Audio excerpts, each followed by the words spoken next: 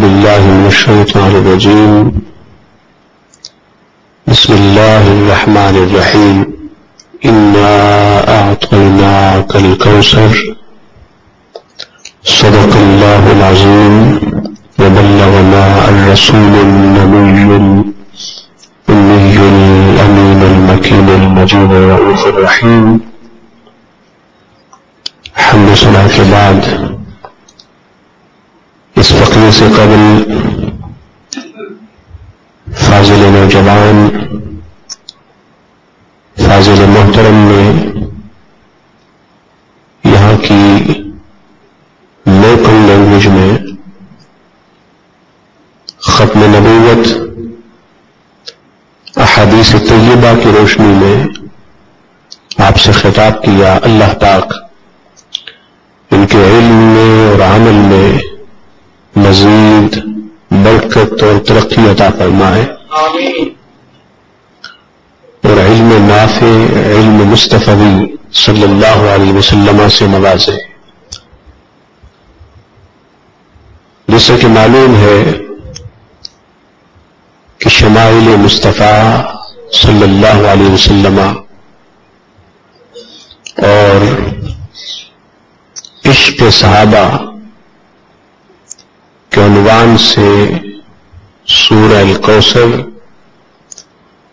اور مختلف احادیث طیبہ کی روشنی میں ہماری سلسلہ وار گفتگو جاری ہے اور آج کا درس بھی اس کا ایک تسلسل ہے. صحیح بخاری میں کتاب الوصایا میں یہ روایت موجود ہے. وصایا یہ پلورل ہے وصیت کا، اس کا سنگولر وصیہ ہے اور وصیت کا مطلب ہوتا ہے ول. جب انسان کی موت قریب ہوتی ہے اور انسان قریب المرگ ہوتا ہے تو وہ کچھ باتیں بتا دیتا ہے، لکھ لیتا ہے کہ اس کے مرنے کے بعد یہ ہو، اس کے مال میں سے یہ صدقہ ہو، فلاں کو دیا جائے، فلاں ادارے کو دیا جائے. تو یہ وصیت کی شکل ہوتی ہے اور دل کی ایک شکل ہوتی ہے. قرآن کریم فرقان حمید میں میراث اعتراض جس کو آپ بولتے ہیں ہیریٹیج کے احکام سے پہلے وصیت واجب تھی، کمپلسری تھی.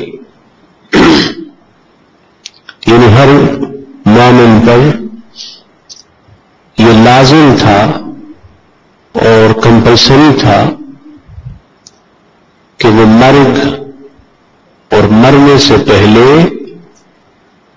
وصیت نامہ تیار کرے اور وصیت کرے.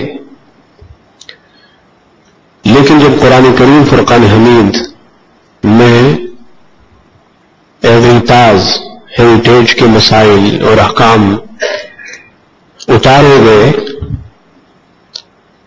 تو اس کے بعد وصیت اور وصیت نامہ واجب نہ رہا، کمپلسری نہ رہا، اب صرف مستحب ہے، ریکمینڈڈ ہے. اس لیے کہ انسان کے مرنے کے بعد اس کا مال کس طرح تقسیم ہو، میراث کے احکام کیا ہیں اور میراث کے مسائل کیا ہیں، اللہ پاک نے پوری ڈیٹیل سے اس کو قرآن کریم فرقان حمید میں مینشن کیا اور قرآن میں مینشن کر کے بتا دیا کہ اللہ جل مجدہ کے یہ احکام اور اللہ جل مجدہ کی یہ بیان کردہ مسائل ہر مومن پر لازم ہے اور واجب ہے۔ اب وصیت اور ول صرف مستحب ہے، ریکمینڈڈ ہے۔ کسی نے اگر وصیت کی اپنے مال کے حوالے سے یا مختلف حوالوں سے تو اس میں ثواب ہے، لیکن اگر کسی نے وصیت نہ کی تو اس میں کوئی گناہ نہیں ہے کہ اب اس کی حیثیت فقط استحباب اور ریکمینڈیشن کی ہے۔ امام بخاری نے وصیت کے احکام اور مسائل کے حوالے سے صحیح بخاری میں مختلف روایات بیان کی اور مختلف احادیث بیان کی۔ ان مختلف روایات اور مختلف احادیث میں حضرت سیدنا سعد رضی اللہ تعالیٰ عنہ کی یہ حدیث اور یہ روایت بھی بیان کی۔ حدیث یہ ہے، حضرت سعد رضی اللہ تعالیٰ عنہ نے فرمایا کہ میں مکہ مکرمہ میں بیمار ہو گیا اور اللہ کے رسول صلی اللہ علیہ وسلم میری عیادت کے لیے اور بیمار پرسی کے لیے تشریف لائے۔ یہاں سے یہ ثابت ہوا کہ بیمار پرسی کے لیے جانا اور عیادت کے لیے جانا یہ اللہ کے محبوب رسول سیدنا محمد مصطفیٰ صلی اللہ علیہ وسلم کی محبوب اور پسندیدہ سنت ہے۔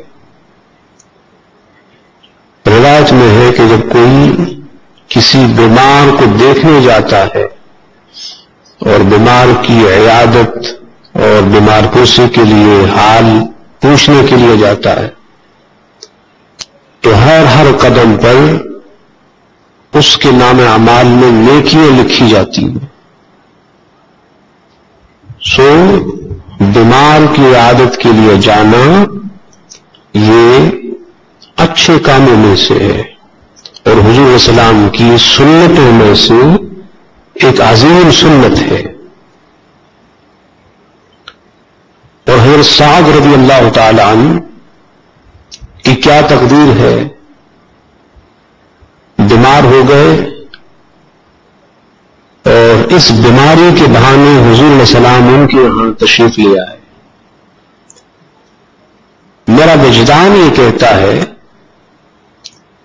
کہ جنہوں نے سنا ہوگا کہ حضور حضرت سعد کے یہاں گئے ہیں تو ان سب نے یہ چاہا ہوگا کاش وہ بھی بیمار ہوتے تو آج حضور علیہ السلام ان کے یہاں بھی رونق افروز ہو جاتے۔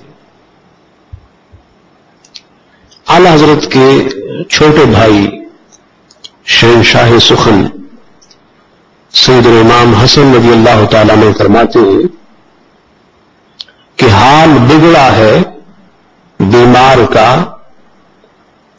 حال سر بالی انہیں رحمت کی ادا لائی ہے، سر بالی انہیں رحمت کی ادا لائی ہے، اور حال بگڑا ہے بیمار کا تو بیمار کی بن آئی ہے۔ یعنی جب عاشق بیمار ہوتا ہے تو اس کا کام ہو جاتا ہے، اس کا کام بن جاتا ہے، اس لیے کہ بیماری میں آقا اور محبوب تشریف لاتے ہیں۔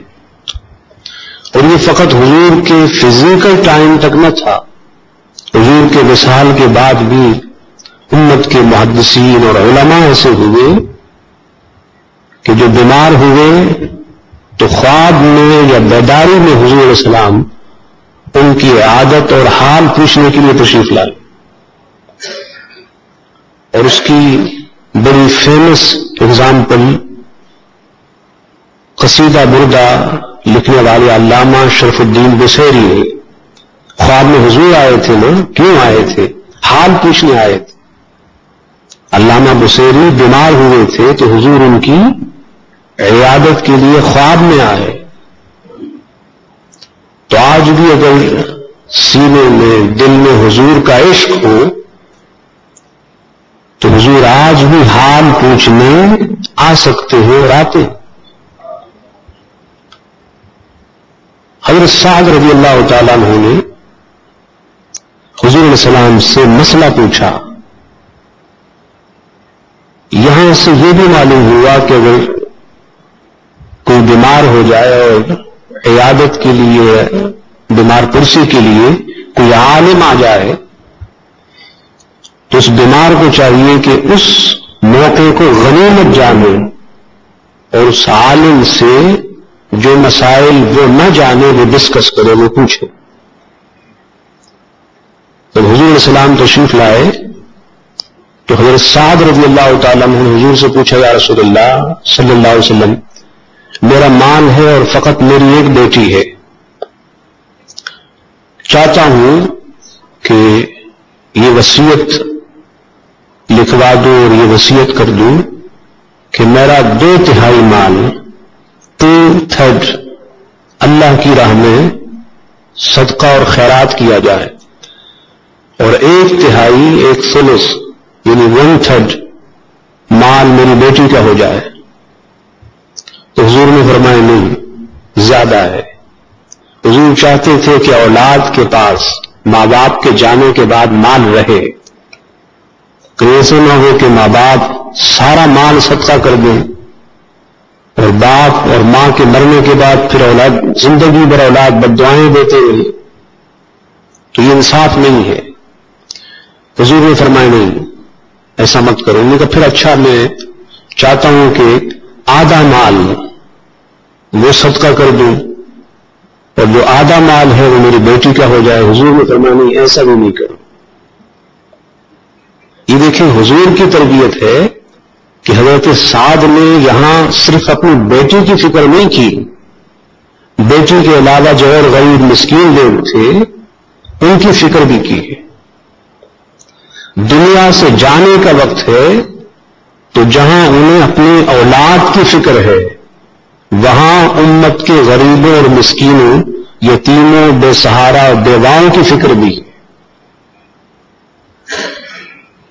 تو حضور نے فرمایا یہ بھی زیادہ ہے کہ تم آدھا مال صدقہ کرو اور آدھا مال بیٹی کو دو، یہ بھی زیادہ ہے۔ تو انہوں نے پھر فرمایا کہ یا رسول اللہ صلی اللہ علیہ وسلم، اچھا میں ایسا کرتا ہوں کہ 2/3 مال یعنی 2/3 اس کی وصیت اپنی بیٹی کے لیے کرتا ہوں، وہ میری بیٹی کا ہو جائے گا، اور جو 1/3 ہے ثلث یعنی 1/3 اس کی میں وصیت کر دیتا ہوں۔ تو حضور نے فرمایا ہاں تم اس کی وصیت کر سکتے ہو۔ یہاں سے یہ مسئلہ معلوم ہوا، یہاں سے یہ مسئلہ معلوم ہوا کہ اگر کسی نے وصیت کی اپنے مال کو صدقہ کرنے کی، خیرات کرنے کی، تو اس کی وصیت ایکسیپٹیبل ہوگی فقط 1/3 میں، ایک ثلث میں، سب میں نہیں۔ فار ایگزامپل ایک باپ ہے، وہ بچوں سے ناراض ہے اور مرنے سے پہلے اس نے ول لکھی، وصیت لکھی کہ میرے مرنے کے بعد جو میرا بال ہے وہ نہ میرے کسی بیٹے کو دیا جائے نہ کسی بیٹی کو دیا جائے، یہ سب اللہ کی راہ میں دیا جائے۔ تو یاد رکھیے اس کی یہ ول انویلڈ ہے، باطل ہے۔ اس کی وصیت میں صرف 1/3 یعنی 1/3 ایک ثلث اس پہ عمل کیا جائے گا۔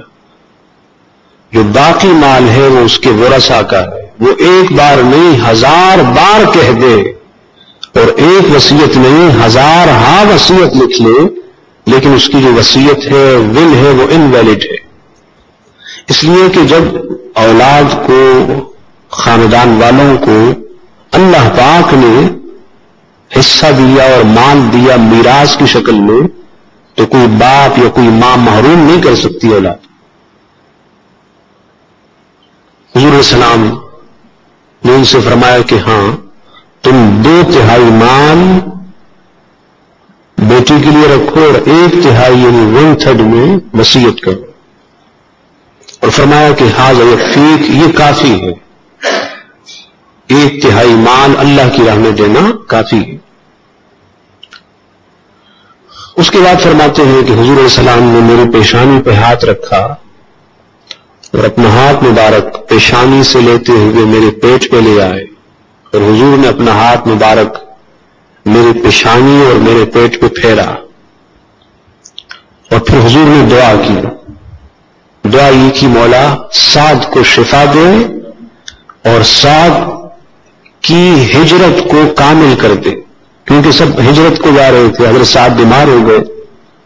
یہاں سے یہ بھی معلوم ہوا کہ اگر عیادت کرنے والا مریض کی پیشانی پہ ہاتھ رکھ کے کچھ پڑھ کے دم کرے، یہ بھی حضور کی سنت ہے. دعائیں دے، یہ بھی حضور کی سنت ہے. یہ پوری روایت ہو گئی، ختم ہو گیا معاملہ. اب وہ لکھتے ہیں حضرت سعد رضی اللہ تعالیٰ عنہ، جو میرا خاص ٹاپک ہے، اور وہ یہ ہے کہ حضور کی اداؤں کو محفوظ کر لینا، حضور کی اداؤں کو اپنے ذہن میں بٹھا لینا، اپنے دل میں نقش کر لینا، اور ہر وقت تصور جانا میں گم ہونا. فرماتے ہیں کہ جب حضور علیہ السلام نے اپنا ہاتھ مبارک میرے سر پہ رکھا تھا، اجد برد یدہ فی کبدی فی ما یقال حتی الساعہ، اور پھر حضور نے اپنا ہاتھ مبارک میرے پیٹ پہ پھیرا تو فرمایا اس سے ٹھنڈک محسوس ہوئی تھی، اور وہ ٹھنڈک میں آج بھی محسوس کر رہا ہوں، آج بھی محسوس کر رہا ہوں. یعنی حضور علیہ السلام کا ان کی عادت کے لیے آنا، پھر اپنا ہاتھ مبارک ان کے جسم پر پھیرنا، یہ سب ان کے ذہن میں ہمیشہ ہمیشہ کے لیے محفوظ ہو گیا. اللہ پاک ان کے توفیل ہم کو بھی حضور علیہ السلام سے ایسی والہانہ محبت اور ایسا والہانہ پیار نصیب فرمائے. وما علینا الا البلاغ.